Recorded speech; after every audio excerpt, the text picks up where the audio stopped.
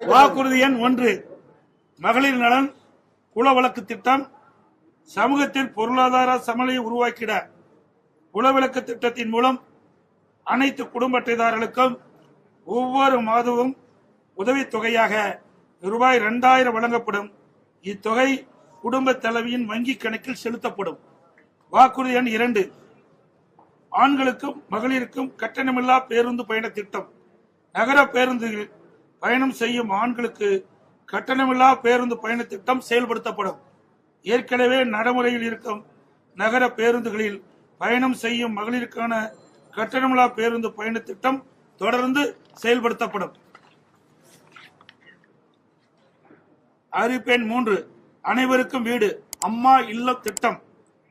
அம்மா இல்லம் திட்டம் மூலம் கிராமப்புறங்களில் குடியிருப்பதற்கு சொந்த வீடு இல்லாதவர்களுக்கு அரசே இடம் வாங்கி கான்கிரீட் வீடுகள் கட்டித்தரப்படும். அதேபோல நகர பகுதியில் சொந்த வீடு இல்லாதவர்களுக்கு அரசே இடம் வாங்கி அடுக்குமாடி வீடுகள் கட்டி அம்மா இல்லம் திட்டம் மூலம் விலையில்லாமல் வழங்கப்படும்.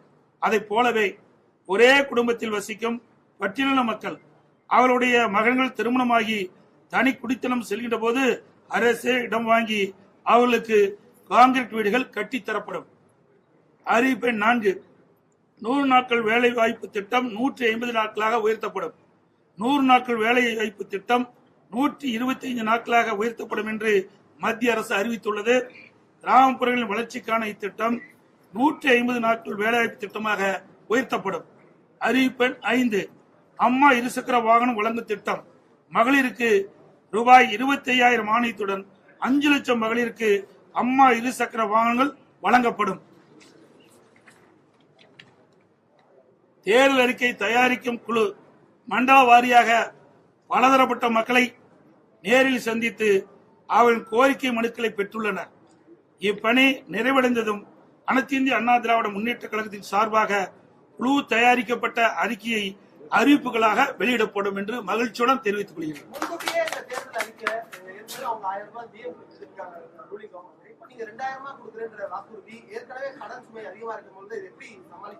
அவர்களுக்கு திறமை இல்ல, எங்களுக்கு திறமை இருந்தது. நாங்க ஆட்சி செய்கின்ற பொழுது 5,18,000 கோடி தான் கடன் இருந்தது.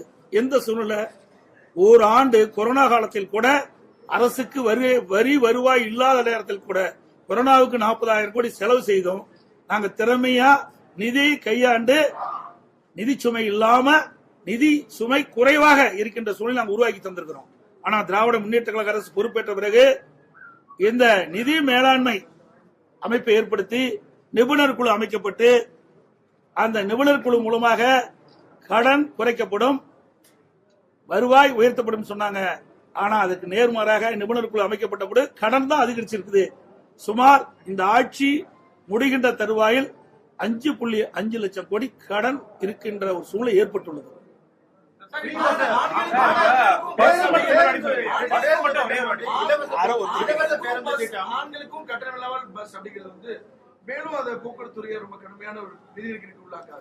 இதுதான் நான் சொல்றேன்ல, நிர்வாக திறமை இருந்தால் எல்லாமே சமாளிக்கலாம்.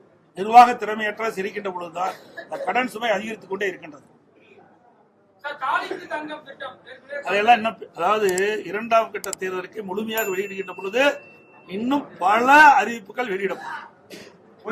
எங்களுடைய தேர்தல் அறிக்கை தயாரிக்க குழு ஒவ்வொரு மண்டலமா போயிட்டு இருக்கிறாங்க, மக்கள்கிட்ட மனு வாங்கிட்டு இருக்கிறாங்க. இப்போ இன்னும் கோயம்புத்தூர் மண்டலத்துக்கு போகல. அங்க போய் பலதரப்பட்ட மக்களையும் சந்தித்து அவருடைய கருத்துக்களை விண்ணப்பம் மூலமாக பெற்று அதையெல்லாம் சேகரித்து அந்த அறிக்கையாக தயாரிக்கப்பட்டு அது ஆய்வு செய்யப்பட்டு அதை அடிப்படையில் மக்கள் என்னென்ன நினைக்கின்றார்களோ அதை எங்களுடைய தேர்தல் அறிக்கையில் இடம்பெறும்.